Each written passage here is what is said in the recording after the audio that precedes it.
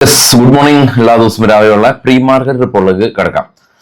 ആദ്യമായിട്ട് ഇന്നലെ നമ്മൾ ബ്രന്റ് ഓയിൽ $100 പെർ ബാരലിന് മുകളിൽ പോയിരുന്നു. ഇന്ത്യൻ മാർക്കറ്റും ഗ്ലോബൽ മാർക്കറ്റും എല്ലാം തന്നെ വലിയ തോതിലുള്ളൊരു സെല്ലിംഗ് പ്രഷർ ഉണ്ടായിരുന്നു. പക്ഷേ ഡ്രമാറ്റിക്കൽ ചേഞ്ച് 1000 പോയിന്റാണ് ഇന്നലെ യു എസിലെ ഡോ ജോൺസ് റിക്കവറി രേഖപ്പെടുത്തിയത്. റീസൺ ഇതാണ്, ഇതേ ബ്രന്റ് ഓയിൽ ക്രൂഡ് ഓയിൽ $100 നിന്ന് ഫോൾ ആയിട്ടുണ്ട് താഴേക്ക്.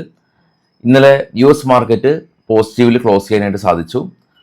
റീസൺ ട്രംപ് പറഞ്ഞിരിക്കുന്നത് യുദ്ധം വളരെ പെട്ടെന്ന് തന്നെ അവസാനിക്കുമെന്നുള്ളതാണ്. ഒരു കാര്യം ഓർക്കേണ്ടത്, പറയുന്നത് ട്രംപ് ആണ്. അതുകൊണ്ട് തന്നെ അതിൻ്റെ ബേസിൽ പൊസിഷൻസ് എല്ലാം തന്നെ വലിയ തോതിൽ ബിൽഡ് ചെയ്യുന്നത് അത്ര നന്നായിരിക്കില്ല. പക്ഷേ ഇത് കാരണം ഗ്ലോബൽ മാർക്കറ്റ് ഇപ്പോൾ പോസിറ്റീവ് ആണ് എന്നുള്ളത് വാസ്തവം തന്നെയാണ്. നമുക്ക് ഗ്ലോബൽ മാർക്കറ്റ് ഒന്ന് കണ്ടുവരാം. ഏറ്റവും താഴെ ഇന്നലെ ക്ലോസ് ആയ നാസ്ഡാക്കും ഡോയും പോസിറ്റീവായിരുന്നു. 3 യൂറോപ്യൻ മാർക്കറ്റും നെഗറ്റീവാണ്. കാരണം യൂറോപ്യൻ മാർക്കറ്റ് ആദ്യം ക്ലോസ് ആയി, അതിനുശേഷമാണ് യു എസ് മാർക്കറ്റ് ക്ലോസ് ആയത്.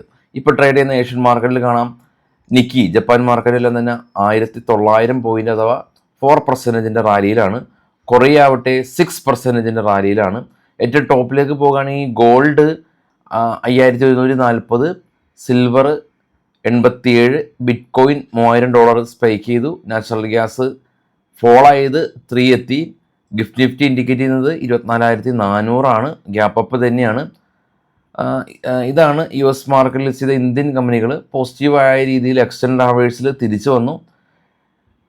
അങ്ങനെ ഇതാണ് ഇപ്പോൾ ഉള്ള നമ്മുടെ ന്യൂസ്.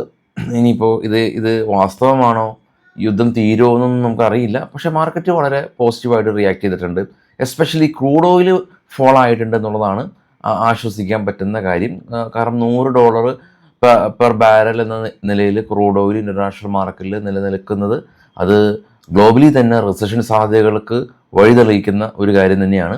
അപ്പോൾ അത് മറികടക്കാനായിട്ട് പല രാജ്യങ്ങളും, ചൈന ഉൾപ്പെടെ ഉള്ള രാജ്യങ്ങൾ അവരുടെ തന്നെ എക്സ്പോർട്ട് സ്റ്റോപ്പ് ചെയ്തു. അല്ലെങ്കിൽ ഒപെക് രാജ്യങ്ങൾ ഇവർ പ്രൊഡക്ഷൻ അത് മെയിൻറ്റെയിൻ ചെയ്ത് ലോകത്ത് ഓയിൽ സപ്ലൈ അത് ഈക്വൽ ആക്കാനായിട്ടുള്ള കാര്യങ്ങൾ ചെയ്യാനായിട്ട് പദ്ധതി ഉണ്ടായിരുന്നു. ഇന്ത്യയും റഷ്യയിൽ നിന്ന് ഉപരോധം ഉണ്ടായിരുന്നെങ്കിൽ കൂടിയും 30 ദിവസത്തെ വേ ഓഫിൽ ഓയിൽ വാങ്ങാനായിട്ട് ഉള്ള ധാരണയിൽ ആയിരുന്നു. പക്ഷേ ഇതൊന്നും തന്നെ പോരല്ലോ. നോർമൽ രീതിയിലുള്ള ആ ഒരു ക്രൂഡിൻ്റെ സുഗമമായിട്ടുള്ള ആ ഒരു പ്രവർത്തനത്തിന് വേണ്ടിയിട്ട് ഇത് പോരാ. അപ്പോൾ അതുകൊണ്ട് ട്രംപ് ഇടപെട്ടിട്ടുണ്ട് എന്നുള്ളതാണ് ഇപ്പോൾ ഗ്ലോബൽ മാർക്കറ്റിൽ ഉള്ള ഒരു പോസിറ്റീവായിട്ടുള്ള ഒരു കാര്യം. കൂടാതെ തന്നെ ഈ ഒരു ആഴ്ചയിൽ നമുക്ക് നോക്കുകയാണെങ്കിൽ ബുധനാഴ്ച ദിവസം ഇന്ത്യയുടെ ഇൻഫ്ലേഷൻ ഡേറ്റ വരുന്നുണ്ട്. അതുപോലെ ബുധനാഴ്ച ദിവസം യു എസിൽ നിന്ന് ക്രൂഡ് ഓയിൽ ഇൻവെൻട്രീസ് ഡേറ്റ വരുന്നുണ്ട്. ഇനി വ്യാഴാഴ്ച ദിവസമാണ് ഇന്ത്യയുടെ ഇൻഫ്ലേഷൻ ഡേറ്റ വരുന്നത്. ബുധനാഴ്ച ദിവസമാണ് യു എസിൽ ഇൻഫ്ലേഷൻ ഡേറ്റ വരുന്നത്. കൂടാതെ വെള്ളിയാഴ്ച ദിവസം യു എസിൽ നിന്ന് GDP ഡേറ്റ വരുന്നുണ്ട്. അപ്പോൾ വളരെയധികം ക്രൂഷ്യലായിട്ടുള്ള എക്കണോമിക് ഡേറ്റാസ് എല്ലാം തന്നെ വരുന്ന ദിവസങ്ങളാണ് ഇനി മുന്നിലുള്ളത്. പക്ഷേ ഈ ഒരു വാർ, ക്രൂഡ്, ഈ 2 ഇഷ്യൂവിലും മാർക്കറ്റ് സ്റ്റക്കാണ്. മാർക്കറ്റ് തന്നെ അതിൻ്റെ സ്വാഭാവികമായ രീതിയിലേക്ക് വന്നിട്ടില്ല. വളരെയധികം വോളറ്റൈലാണ്. വിക്സ് എല്ലാം തന്നെ സ്പൈക്ക് ചെയ്ത് നമ്മൾ കണ്ടിരുന്നു. ഇനി സ്റ്റോക്കുകളിലെ വാർത്തകളൊക്കെ പോകുകയാണെങ്കിൽ നമ്മൾ NSE 6 കമ്പനികളുടെ ഫ്യൂച്ചർ ആൻഡ് ഓപ്ഷൻ ഇൻട്രൊഡ്യൂസ് ചെയ്തിട്ടുണ്ട്. Adani power, Cochin shipyard, Hyundai, Motilal Oswal finance, Nippon India തുടങ്ങിയ 6 കമ്പനീസിൻ്റെ, വിശാൽ മാർട്ടും ഉണ്ട്. അപ്പോൾ ഫ്യൂച്ചർ ലഭ്യമാകും. SGVN കമ്പനി അവരുടെ ഒരു പുതിയ hydro station project 150 billion unit generation milestone achieve ചെയ്തതായിട്ട് കമ്പനി അറിയിച്ചു. ഹിന്ദുജ ഗ്ലോബൽ കമ്പനി ഉത്തർപ്രദേശിൽ സ്റ്റേറ്റ് ഗവൺമെൻറ്റായിട്ട് അവരുടെ ഡിജിറ്റൽ കണക്ടിവിറ്റി ഇൻക്രീസ് ചെയ്യാനായിട്ട് ഒരു പുതിയ കോൺട്രാക്റ്റ് സൈൻ ചെയ്തു. ഡിക്സൺ ടെക് കമ്പനി മെൽറ്റി ഇൻവെസ്റ്റ്മെൻറ്റായിട്ട് ഡിക്സൺ ടെക്കിൻ്റെ ഡിസ്പ്ലേ ബിസിനസ് അത് അപ്രൂവ് ആയിട്ടുണ്ട് എന്നുള്ള ന്യൂസ് ഉണ്ട്.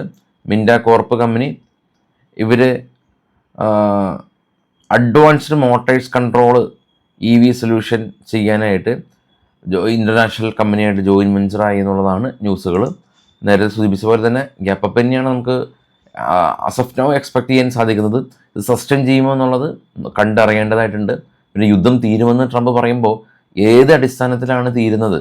ഇറാനെ ആക്രമിച്ചങ്ങ് കീഴടക്കുകയാണോ, അതോ രമ്യതയിലാണോ, അല്ലെങ്കിൽ അവിടെ ഭരണമാറ്റമാണോ എന്നുള്ള 3 ക്വസ്റ്റ്യൻ നിലനിൽക്കുന്നുണ്ട്.